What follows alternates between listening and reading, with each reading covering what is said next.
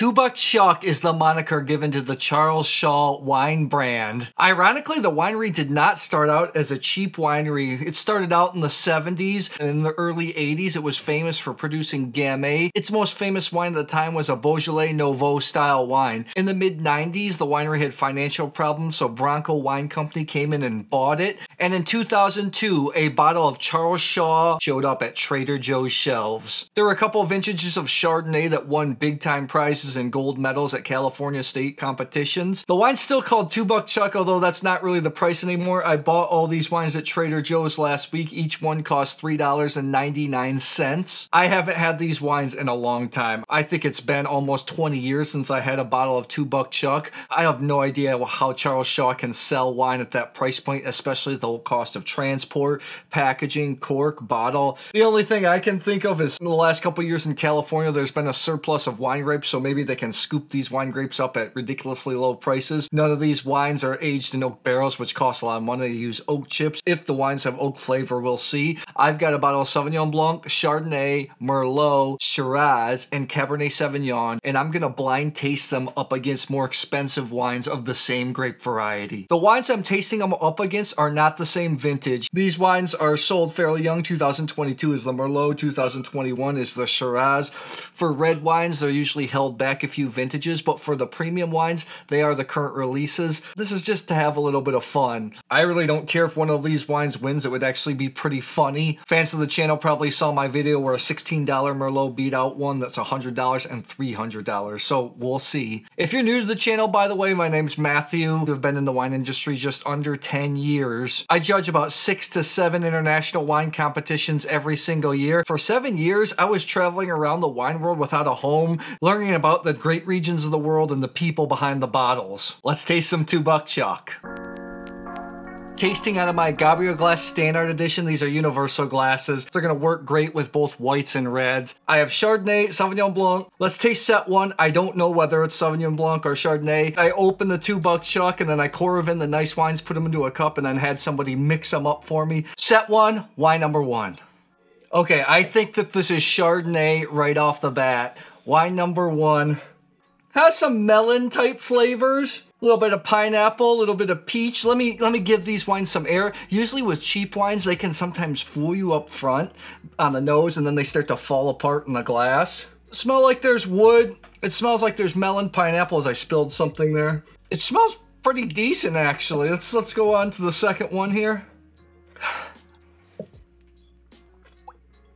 Wine one, I think, is the higher quality wine because I get the kiss of oak. What we'll see here. Get the melon. We go to wine two. It just smells a little bit more chemically. I get peach flavors. I don't know though. It smells pretty. Actually, they smell pretty decent. Let me taste it. Let's taste wine one. Wine one has quite a refined palate. There's texture. There's length here. It smells like a good Chardonnay. Let's go with two here. I thought the $2 Chuck would really stand out here. This is difficult. One has this little texture that I get with barrel fermented Chardonnays, where you kind of have a sandy texture. High quality Chardonnays, white Burgundies, they're going to be barrel fermented. That's going to be expensive. It's going to make the wine more expensive. Cheaper wines are going to use oak chips. Okay, I have to say, what I think is the $2 Chuck is not that bad. On the nose, it smells a little bit more simple. I think what gives this away is the barrel-aged Chardonnay. Has that touch of oak.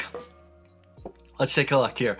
I think this was hard. I mean, honestly, I'm at wine one, 91 points.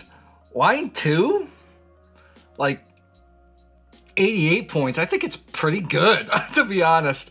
Let's go. I think wine two. I think it's the Charles Shaw. Let's take a look here. Let's take a look. It is. I was getting this is actually not bad. This is the $2 Chuck Charles Shaw 2023 Chardonnay from California. It'd be interesting to leave this in the glass. I was actually getting pretty nervous pulling that out. I thought this would be a super easy episode, but maybe it's going to be more difficult. So we know it's Chardonnay. I gave this 91 points. I thought this was very good. The barrel fermentation gave this off. This is the Sean Minor Signature Series Chardonnay 2022 from Sonoma Coast. This comes in at 26 bucks. This comes in at $3.99. The past Charles Shaw $2 Chuck Chardonnay was winning gold medals at competitions. It's not that bad of a Chardonnay, to be honest. In fact, it's pretty good at $3.99. I would recommend that. Now I'm getting pretty nervous. Let's go on to the next set. Whoa. So we know it's Sauvignon Blanc here. I'm not the biggest fan of Sauvignon Blanc in California. Let's go with wine number 1 here, set 2. Okay. It's not, you know, Sauvignon Blanc from New Zealand's really explosive. This is not. I get some lemon, some kiwi, some shiny grass type notes. It's not super explosive, wine number 1. Let's compare wine number 2. This is the thing too, if you want to learn about wine, I'm actually doing a wine tasting later for about 18 people, and you have to taste wines next to each other. 2 smells more chemically. It's almost like, let's say if you have 2 red apples, you take a bite out of one and you leave it, let it bruise, and it kind of loses its vibrancy, and then you come back 20 minutes later, you taste a bite of the fresh apple, and then you taste a bite of that bruised apple. That's what 2 smells like. This has become more clear, more linear, more defined. This is not by any stretch like really obnoxious Sauvignon Blanc. I mean, this is quite refined. Sometimes it's either New Zealand style, sometimes can be too explosive in your face. California style can sometimes be like too guave and tropical. The Sauvignon Blanc I prefer is usually from the Loire or Friuli Venezia Giulia, where you have more mineral driven notes. 1 is crisp, clean. It's good. Let's go to 2. 2 on the palate's pretty good. 1 is more crisp, more clear, but 2, I thought the Sauvignon Blanc would be awful from Trader Joe's, but I think that's what this is. It's a little bit more round. I feel like there might be a rose with sugar. It's got decent finish. I mean, honestly, I'm going to go 89 points, 87 points for what I think is the $2 Chuck. Let's go here. $2 Chuck, I think, was wine number 2. Let's take a look. It is. This is the Charles Shaw 2022 Sauvignon Blanc from California. I thought this would be absolutely terrible. This is not awful. This is solid. This is actually pretty darn good wine. For $3.99, this is a better wine, of course. This is the Oberon from Napa Valley 2023 Sauvignon Blanc from the Michael Mondavi family. This comes in at 19 bucks, so not ridiculously expensive. This is a better wine. I like it, and I like that it's not overly explosive, not too obnoxious like California Sauvignon Blancs can be. But you know what? I'm telling you right now, the Charles Shaw, Chardonnay, and Sauvignon Blanc are not that bad. It kind of hurts me because as a wine professional, you always want to push people to drink from the Sean Minor, a family producer. Obviously, Oberon owned by the Michael Mondavi as well. But you want to push these smaller producers, not like kind of these mass-produced Coca-Cola type wines. But man, these are decent. Let's move on to the reds. Whew. If you want to hang out with me and other wine geeks, you should check out channel memberships in the second tier, the Grand Reserve tier. I've organized a monthly live hangout tasting where you can come up on screen, hang out, share your wines. We can just talk shop. I've also launched a live video podcast. Members of the Grand Reserve tier can come up on screen and ask a question, call in like a live radio show. It also supports the work I do here, so thank you so much. The white wines got a little hairy for a second. I thought I was going to get them wrong. I think with reds it'll be a little easier because in high quality red wines, you need concentrated grapes. That means you have to have more expensive grapes. You have to drop yields. You have to make the grapes as concentrated with as much sugar as possible. Usually cheaper grapes are going to be inflated with water. They're going to be a little bit bigger. So usually the cheaper wines are going to be thinner, but who knows? It could be hard too. I've got Cabernet Sauvignon against a Napa Cab, Merlot, and Shiraz. Let's go. Set 1, wine number 1. I think it's no question right off the bat. I think this is the cheaper wine. There's just no complexity here. It really just smells like plum juice, raspberry plum juice. I mean, it doesn't smell like I would cook with this. It doesn't smell awful. On the palate, that's just not exciting at all. It literally is just like plum and raspberry juice. with a little bit of tannin. No finish. You have bitterness. It just smells awful. 2 has some complexity. There's some pine, red plum, earth, a little bit of spice, blackberries. This has got finish on the back end. Oh, it's not, like, this smells awful, number 1. 2's got some spiciness on the back end. I think this might be the Shiraz with a little bit of spice. Well, I don't know here. I don't think it's Cabernet Sauvignon. I think it's the Merlot or the Shiraz. Let's go with, hold on. It's not inky. Let's go with the Merlot. There is some spiciness on the back end. It's complex. I think it's Merlot. Wine 1, Merlot, I think I give wine 1 like 80 points.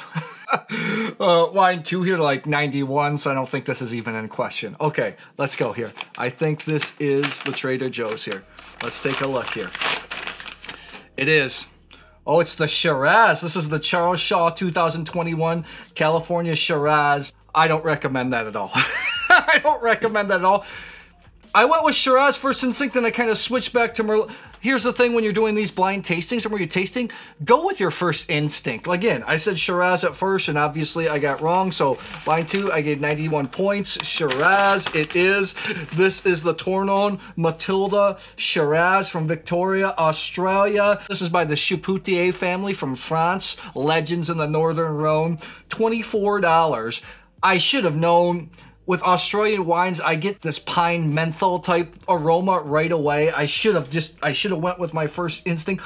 I have to tell you, days of the just inky, powerful Australian Shiraz, it's long gone. I mean, this is more like in between Shiraz, Syrah style, a little bit later. Shiraz and Syrah are the same grape. In the past, Australians known for like making big, inky, dark, peppery Shirazes with soft tannins. This actually had some tannin. That's why it confused me a little bit. I know a lot of Australians are trying to dial back the fruity intenseness. I thought this was pretty good. 24 bucks, I gave it 91 points. I thought it was very good. Like I said, in this case, don't recommend the Charles Shaw. Let's move on to set 2. I'm mad I got mine wrong. Oh, whatever. Okay, we got 2 of the most popular grapes in the world, Merlot and Cabernet left. Let's get it. Blind tasting is really tough, guys. Set 2, wine number 1.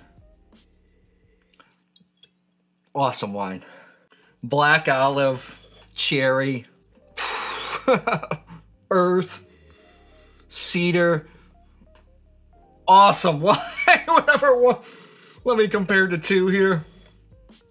2 again is just plum juice, just plum, like supermarket, like cherry juice that you get, or like ocean spray cranberry juice. Let's give these a taste here.